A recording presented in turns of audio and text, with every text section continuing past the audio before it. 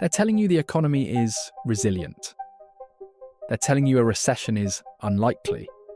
They're telling you the next collapse is just fear content for clicks. So explain the disconnect. Why does your life still feel like it's getting tighter? Even when the headlines say it's getting better, why does it feel like one bad month could knock you off balance? And why are so many people convinced the next collapse will change a generation? Before we go any deeper, remember this is not financial advice. This video is for education and entertainment. Every investment carries risk, nothing is guaranteed, and you should always do your own research. Now let's talk like real people. Because the phrase, the collapse that will change a generation, is not just about charts. It's about what happens to trust. It's about what happens to families. It's about what happens when the rules you were taught stop working in real time. And why now? Because right now we're living in a weird in-between moment. The machine is trying to land the plane after the wildest money experiment of our lifetime. And a lot of people are still buckled into the wrong seat. Rates went from basically free money to painfully expensive, faster than most households could adapt. The Federal Reserve pushed its rate up to a peak around 5.25% to 5.5% in the hiking cycle, and only later started cutting it back down. Today, even after cuts, the Fed's rate is still sitting around 3.5% to 3.75%. That sounds like a boring sentence, until you translate it into real life. It means your car payment feels like a mortgage. It means your credit card balance stops being a nuisance and starts being a trap. It means the same house costs the same sticker price. But the monthly payment is a different universe. And then there's the debt. As of mid-December 2025, total US government debt is roughly $38 trillion. Not 38,000. Not 38 million. 38 trillion, so what? So the government's interest bill becomes its own monster. It's like a family that already has a massive mortgage. And now the interest alone is eating the grocery budget. In fiscal year 2025, net interest costs were already nearing $1 trillion a year pace. That is money that doesn't build a bridge, doesn't fund a school, doesn't fix a road. It just pays the rent on yesterday. And while all of that is happening up in the clouds, down on the ground, people are doing what people always do when life gets expensive. They reach for plastic, they stretch payments, they skip maintenance, they get creative. That's the part that tells you whether a so-called soft landing is real, or just marketing. Here's the real-world evidence. By the third quarter of 2025, total household debt in the United States hit about $18.5 trillion. Credit card balances alone were around $1.23 trillion. Student loan balances were around $1.65 trillion.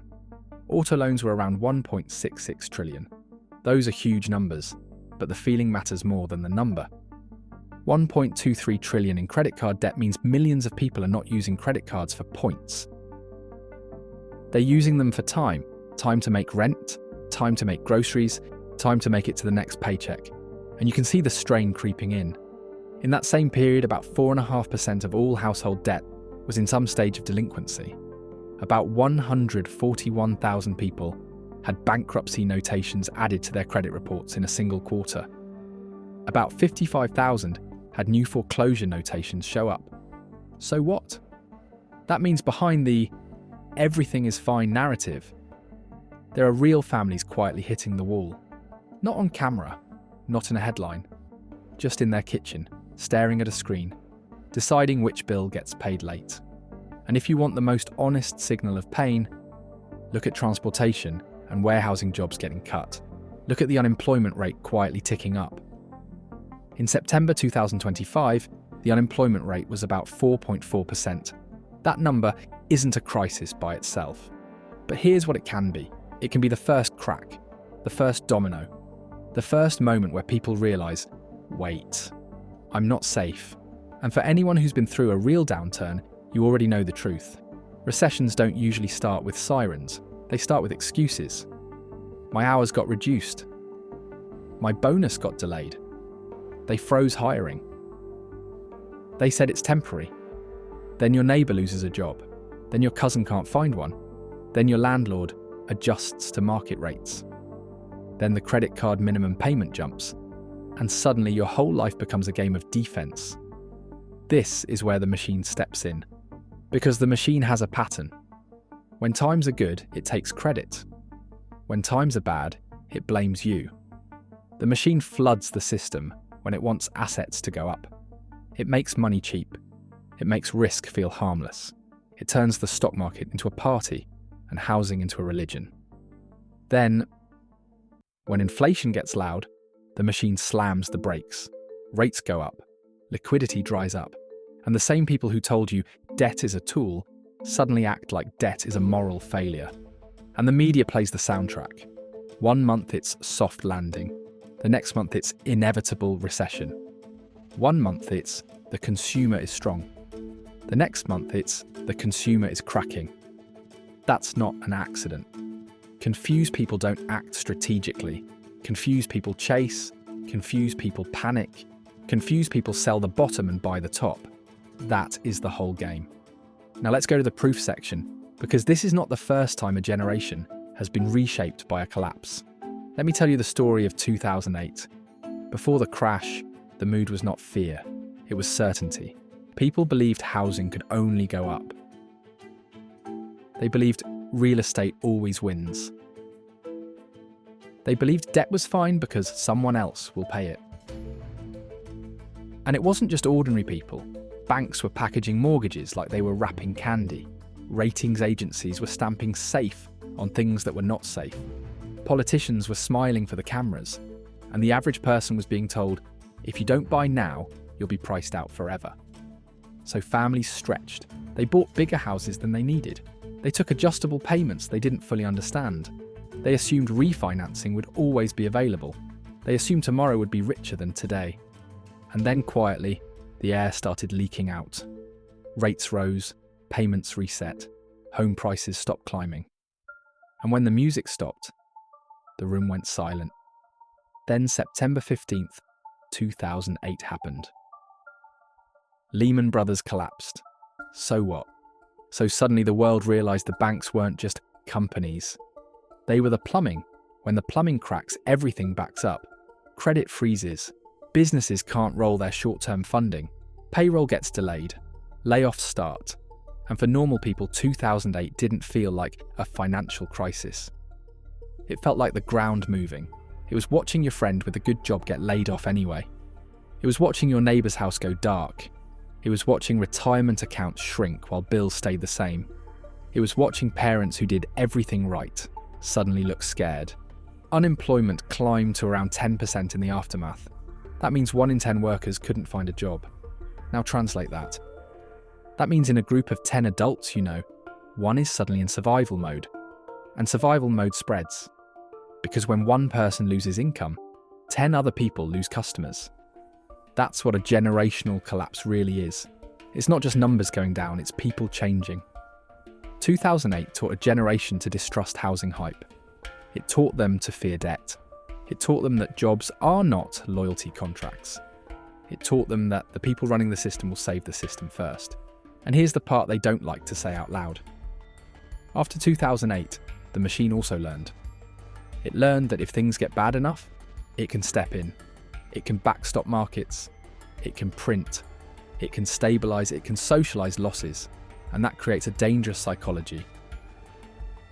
Because it trains people to believe the bailout is guaranteed.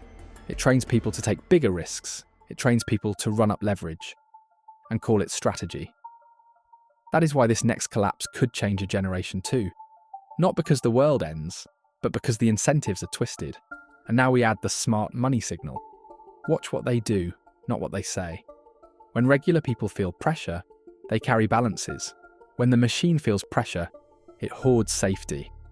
In 2025, one of the clearest signals is that Warren Buffett's Berkshire Hathaway has been sitting on a mountain of cash and treasury bills, over $380 billion in cash and equivalents depending on the quarter and reporting. So what? So while the crowd is screaming, new era and permanent boom, the most famous patient investor alive is basically holding dry powder like he's waiting for a clearance sale. That doesn't mean he knows the exact day the market falls. It means he respects cycles. And that's what you should take from this entire video. cycles don't ask permission. They don't care about your timeline. They don't care about your optimism. They don't care about your fear. They arrive. Because it is not a question of if, only when. Now we pivot. Because I'm not here to trap you in doom. I'm here to pull you out of the fog. A collapse that changes a generation does not only destroy, it also rearranges. It exposes what was fake. It punishes what was built on leverage. And it discounts real assets like a store going out of business. Think of it like a hurricane warning. You don't buy batteries when the shelves are empty. You buy them before the storm hits. Not because you want the storm, because you respect reality. Or think of it like a clearance sale. When the world panics, prices can drop. And for the person who prepared, a crash can become a moment of opportunity. Not a guarantee. Not a fantasy. A possibility. So here's the easy two-part solution. Not personal advice. Just a simple framework that can help you think. Part 1 is storm prep. What you do now, before the screaming starts. First, make sure your zero is not zero. That means some kind of emergency buffer so a surprise expense doesn't force you into panic debt. Whether that's cash, a safe reserve, or a plan you can access quickly, the point is simple. You don't want one flat tire to become a life crisis. Second, plug obvious leaks. High-interest consumer debt is not just a math problem. It's a stress problem. It's a sleep problem. It's a decision-making problem. The machine loves when you're paying 20% interest because you can't think long-term while you're drowning. Third, build a panic list. A calm written list of assets and ideas you actually understand so you're not chasing whatever is trending when fear hits. The goal is not to predict. The goal is to be ready. Fourth, invest like you might be wrong. That means diversification and humility. Not all in on one miracle. Not one bet to save me. Because the most dangerous sentence in a downturn is, this can't go down. Part 2 is crash action. What do you do then if the downturn shows up? You don't go all in one day. You act in layers. You don't buy because someone on the internet told you the bottom is in. You buy because your plan says the price is attractive, relative to what you understand. You don't watch headlines like a horror movie. You protect your mind. Because in a real downturn, your biggest enemy is not the chart. It's your nervous system. When everyone is screaming, your job is to remember that you planned for this moment. You planned so you wouldn't be forced. You planned so you could choose. And if the downturn never comes the way people predict, then you still win. Because you cleaned up your finances. You built resilience. You stopped living on the edge. You made your life harder to break.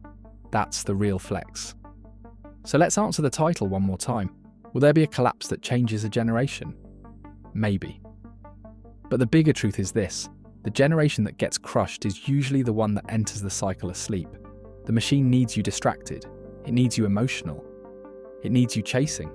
It needs you convinced you're either doomed or invincible. You're neither. You're a human being learning the pattern.